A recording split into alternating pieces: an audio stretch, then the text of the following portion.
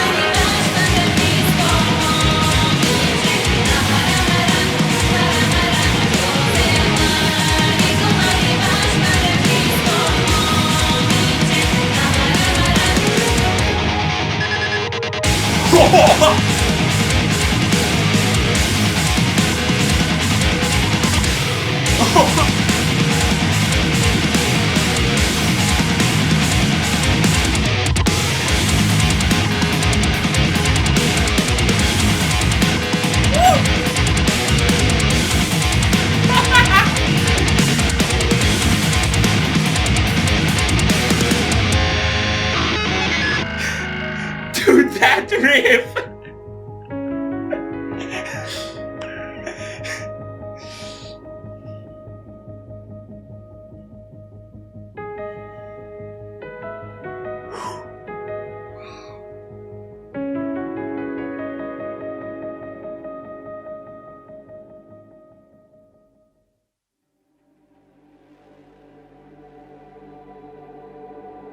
There's a whole minute left.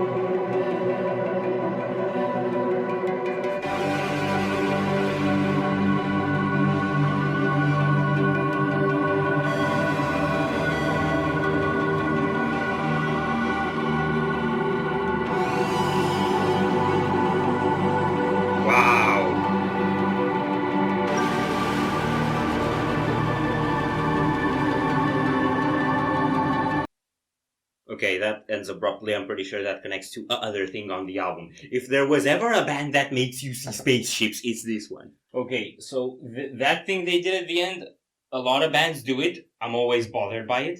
Mm-hmm. By this thing of starting the next track in this track.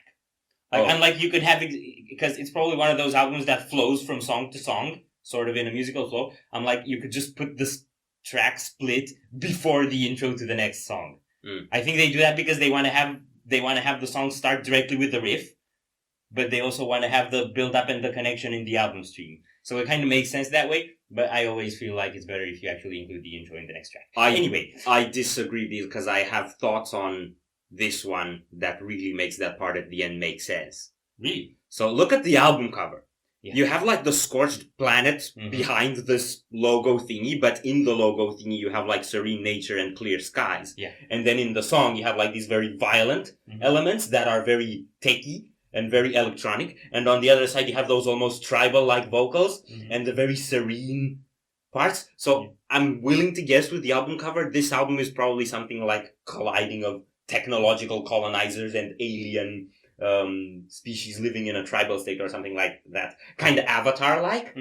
So you have the song coming with both of these elements like you, and it's almost like a war between these sides. And then you have that very tragic part in the middle, that atmospheric bit, with the really wailing vocals. That's, I don't know, like that's where you see the nature burning, for all I care. And then at the end, that's like the scorched aftermath, that tail end. That's what that expresses to me. So this whole story is kind of going through my head as I'm listening to this song with that image in front of me. Okay. All of that makes sense. It doesn't change the fact that you could put the track splitting at a different point. No, it does, because then you have a conclusion. You have the remains of what's left after this. Yeah, but then if it's a conclusion, you should express it as a conclusion, not as an intro to the next song. Well, not unless there's a retaliation or something. I don't know what happens in their albums, but I think they're stories. And I know they're like with sci-fi stuff. And I'm not saying that this is what's happening. I have no idea what's happening in the stories, but that's kind of what the album cover hinted me at in combination with the music. Okay, anyway, we're fixating on the one thing I didn't like about this song, which was just that thing, and that's the thing I have a problem with in general, but everything else was I think I have a new favorite Mechina song. I haven't heard most of their discography. The only album I heard in full was Siege, and my favorite song was actually the title track, Siege, because I felt like it was the heaviest banger. Everything else is kind of atmospheric. This one is both. And it's both in a very interesting way. So what I got when I was listening to full albums from them is that the atmospheric effect actually hits me more than the heavy. They have these really beefy riffs and stuff, but they're always so coated in the atmosphere. and the riffs come in chunks, but the atmosphere is there all the time. Mm-hmm. So if I stream an album, overall, I'd actually feel it makes me sleepy, which is really weird. And every now and then there are moments where like the riff hits so hard that it kind of cuts through that. And that was the end for me here. Like, as much as I loved the riff, I loved the rhythmic pattern, I felt like I was kind of drowsy in the atmospheres of it throughout the entire song. And every now and then they drop a bomb that would like hit me a bit, but I'd still kind of be in the vibe. And then at the end they were like, no, now it's a nuke. And then it was like, okay, atmosphere is gone, now we go bonkers. Yeah, at the end it was like, wake the fuck up. Yeah. Like those memes with a, person in the air behind you. Their main riff is very catchy. It's got that really cool harmony to it as well, not just the rhythmic bits. And that alternates really cool with the really choppy bits in the verses and the choppier bits in the end. So structurally, it's been very well put together for a song that's this long to keep you gripped all the way through. Yes. Yeah. The riffs. Okay, so the djenty tone, it has its ups and downsides. It works incredibly well for the aesthetic. Yes. It becomes too flat in terms of impact. It doesn't to me. I feel like that's expressive with this sort of concept, with this sort of aesthetic to the band. I don't mind it one bit.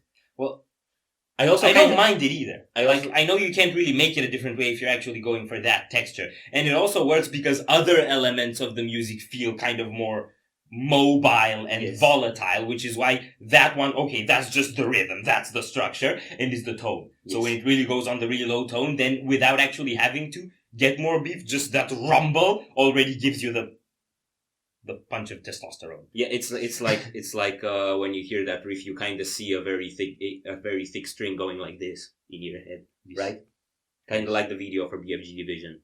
I mean, you can see that, or you can imagine it's just the soundtrack to the legs of the AT-ATs hitting the ground. AT-ATs are nowhere near that quick. Unless there's like a lot of them and they're not perfectly synchronized. There are a lot of them. Yeah, like that. Okay. Mixture of vocals is phenomenal. So the screams, a bit too buried, I would say. If you're actually trying to get what they're saying. They're a bit too buried. But they work texture-wise. They reminded me a bit of Gojira screams. Not one bit. And the cleans, my God. So you have kind of operatic cleans, and then you have kind of the tribal choir stuff you mentioned. And they're coming in and out, and they're coming in the atmospheric bit. So that gives the really nice ebb and flow and the really nice contrast of aesthetics that you also see on the artwork and all that. So yeah, I'm all about this. This was amazing. This was beyond expectations, actually. Yes. Are we done here? Yes. So if you enjoyed this reaction, we'll greatly appreciate the likes and shares. And if you want to see more, don't forget to subscribe with bells on. Thank you very much for stopping by. We hope you enjoyed your stay, and we'd love to see you back at the Windmill very soon. Corpses out.